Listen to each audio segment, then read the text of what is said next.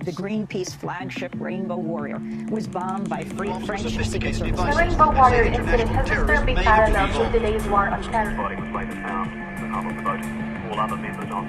That was the result of the long-standing issue of French nuclear tests on the Mururoa atoll in French Polynesia. Greenpeace members say the vessel was priceless, but right now they're still mourning for their dead colleague who went down with the vessel. Here are the facts of the case. On the 10th of July 1985, an undercover operation conducted by the French military sank the Rainbow Warrior in Auckland Harbor. On the 23rd of July, Alain Maffart and Dominique Prayar were charged with the murder of Fernando Pereira. On the 22nd of November, the two French agents were sentenced to 10 years imprisonment for manslaughter and willful damage. Following this, the French defense minister urged negotiations for the return of the agents to France. France argued that Maffart and Prayar should enjoy all guarantees of international law, in which New Zealand disregarded. However, attempts to resolve the dispute by negotiation did not prove possible to reach a settlement. In early 1986, both countries are threatening to implement economic sanctions with each other. European states expressed concern over the New Zealand and France dispute.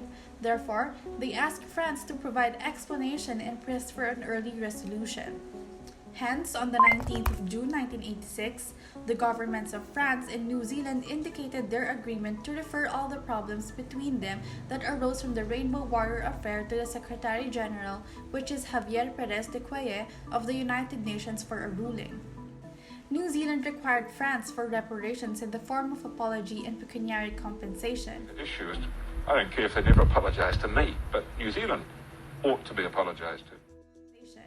And they also wanted to allow New Zealand to trade freely within the European community, while the French government required New Zealand to transfer the two agents into French custody.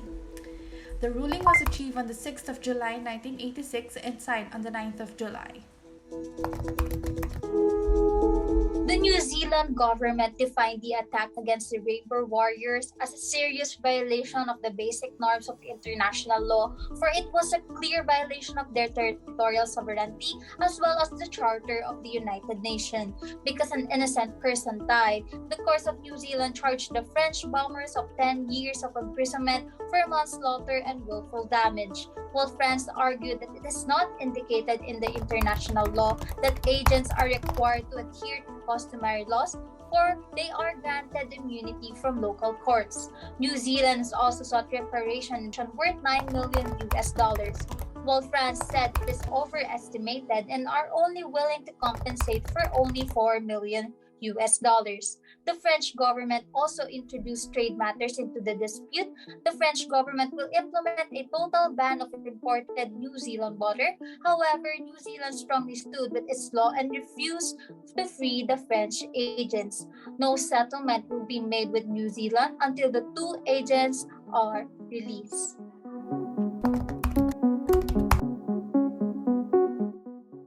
The holdings of the case are as follows. First is apology. France should convey to the Prime Minister of New Zealand a formal and an unqualified apology for the attack, contrary to international law. Second is compensation. $7 million will be given as compensation to New Zealand. Third is for the two French service agents to be transferred to a French military facility on an isolated island outside of Europe for a period of 3 years. Last but not the least is arbitration. There would be a mechanism, an arbitral tribunal, to ensure implementation of the agreements concluded as a result of the ruling. Unified rule of law in this dispute is the violation of New Zealand's sovereignty in their territorial areas. In addition to this, the principle of non-intervention in international law was also violated. This doctrine in which states should not interfere with the internal affairs of another state. Moreover, the case also discussed the state responsibility and force majeure. In the case of France and New Zealand tried to capture agents under municipal law, while France sought force majeure, which was rejected, but reparation was accepted and France took responsibility and issued compensation. The legal basis behind the judgments of the arbitral tribunal. The fundamental element that governs the tribunal in determining its decisions regarding the conduct of the parties is the applicable rules and principles of international law, together with the agreements concluded between the government of New Zealand and the government of the French Republic. In this manner, two sources of international law are highlighted: the traditional source, which is in the form of bilateral agreements concluded by the two states, and the customary source that refers to the relevant international laws and principles. Moreover, the customary source consists of two significant fields: the law of treaties codified in the 1969 Vienna Convention, and the law of state responsibility, which is in the process of codification. Accordingly, New Zealand stresses the provisions of the 1896 agreement and associated areas of the law of treaties, while France places a greater emphasis on the law of state responsibility. In terms of remedies, however, both parties agree that the main law applicable is the law of state responsibility. With such, New Zealand claimed that the French legal proposition, which depends on the broad concept of situations excluding illegality derived from the law of state responsibility, stating that their circumstance emerges because of factors beyond their control, such as humanitarian reasons of extreme urgency entailing the action. New Zealand asserted that the party involved in a treaty attempting to justify its non-performance is not allowed to disregard the particular grounds for termination or suspension of a treaty specified in the 1969 Vienna Convention, and instead draw on grounds relating to state responsibility. Furthermore, New Zealand added that the excuse of force majeure by France does not comply with the conditions for termination recognized by Article 61 of the Law of Treaties. In line, France admits that they have indeed breached certain duties based on the law of state responsibility. Accordingly, the arbitral tribunal decided that both the customary law of treaties and the customary law of state responsibility are significant and applicable. Hence, the law of treaties is a determining factor in knowing whether material breaches of treaty obligations have been committed, and the law of state responsibility consisting of the legal consequences of a breach of the treaty and each appropriate remedies for it.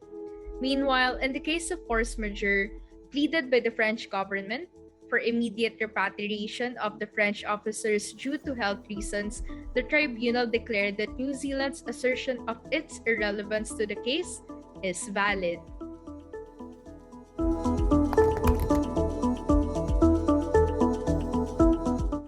Tensions between New Zealand and France and the tribunal's rulings. The French government was to be accountable to that of New Zealand in relation to the continuing confinement of the agents, and any subsequent problems regarding the implementation of the ruling would be submitted to the arbitration. This arbitration provision was subsequently invoked in 1990, following the French release of the two agents in 1988, and France was declared to be in breach of the settlement and ordered to pay compensation of $2 million to New Zealand for non-compliance with the conciliation ruling. The reason for this is stated in Article 60 of the Vienna Convention on the Law of Treaties. A material breach of a treaty consists in the violation of a provision essential to the accomplishment of the object or purpose of the treaty.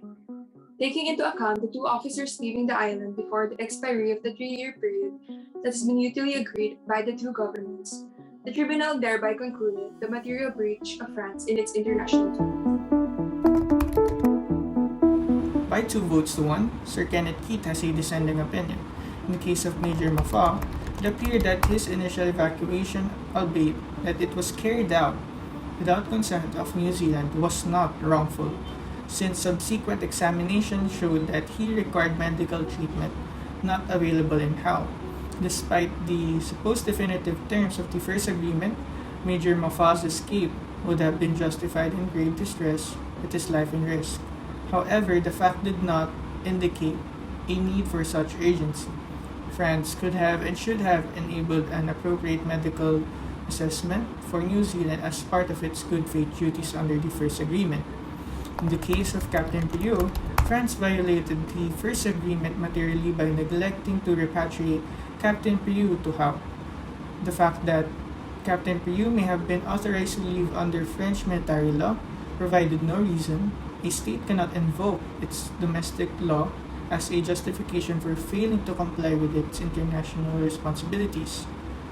The interpretation of the first agreement, their intent, their context all pointed out to the conclusion that the agreement obligated Major Mafa and Captain Priu to spend 3 years on the island of Hao, whether consecutive or aggregated. It must kept in mind that this was an alternative to a lengthy prison sentence granted for a very severe offense. A declaration by an international tribunal that a respondent state had violated its international obligation towards a claimant state was often seen as a satisfaction for such a violation.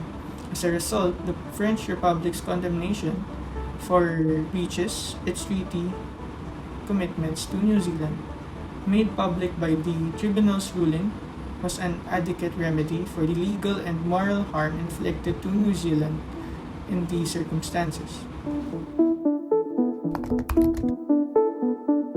The case of New Zealand and France from the Rainbow Warrior Affair is an incident that highlights differences on both country protocols and rules on dealing with international disputes, especially on domestic ruling and court procedures concerning heinous crimes like bombing and homicide. The main issue of both countries, however, remains to be the sentence of both agents. New Zealand ruled a lengthy 10-year sentence to Major Mafak and Captain Pierre for the death of Fernando Ferreira. France insists they gain custody of both, however they cannot assure they could follow through with the sentences New Zealand gave them. The differences on the demands of both parties could not be reconciled through bilateral negotiations only. Thus, they sought a third-party mediator to the UN Secretary General. Both countries agreed that whatever ruling has been decided by the UN General would be binding, although they technically have no obligation to. New Zealand and France seeking the guidance and knowledge of the UN Secretary General on mediating the demands and conditions of both parties is a symbolic representation of the importance of a third-party organization or international organization in handling almost irreconcilable differences and ruling fair sentences that satisfies both sides. In the 21st century, especially with the prevalent territorial disputes in the West Philippine Sea, it is important to take note that the international issues like these could be handled in a diplomatic way and not just through warfare or use of force. Despite conflicts on the demand of New Zealand and France from each other in handling the compensation for the Rainbow Warrior bombing, both countries had sought the initiative to call for a third-party mediator to intervene and arbitrate the justified ruling for both countries. New Zealand wanted to be compensated for no less than $9 million, a formal apology from the French government, and a certainty of Mafak and Priu being jailed and not undermine the integrity of the justice system of New Zealand. France admitted to giving orders to the agents in bombing the Rainbow Warrior Affair. However, they argued that the Rainbow Warrior of Greenpeace conducted illegal actions that violated the right of France to conduct nuclear testing in Mururoa, which is an essential part of building their country's defense. Moreover, Fernando Ferreira, the man who lost his life in the incident, was a national from the Netherlands.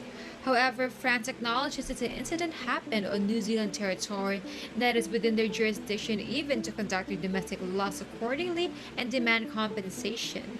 In spite of this, they estimated not more than $4 million only for the pecuniary or monetary compensation, which comprises of moral damages, the clearing of the Port of Auckland, expenses for the police inquiry in the trial of both agents, even their detention.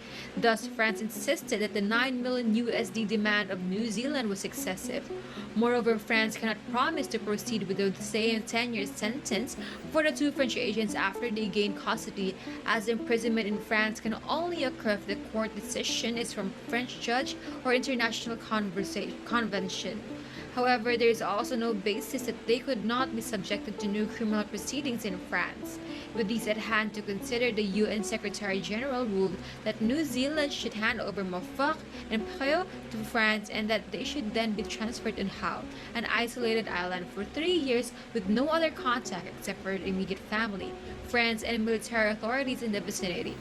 Moreover, France should pay $7 million to New Zealand as compensation.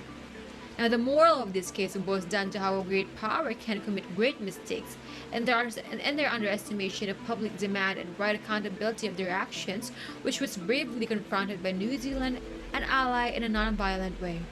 Moreover, premeditated violence creates domino effects of rifts, and in the case of France, several disagreements with New Zealand and Greenpeace, and it's proved to be counterproductive. As such, it is important that the government authorities and the international community should always handle disputes in a diplomatic way and just way that is fitting for both parties.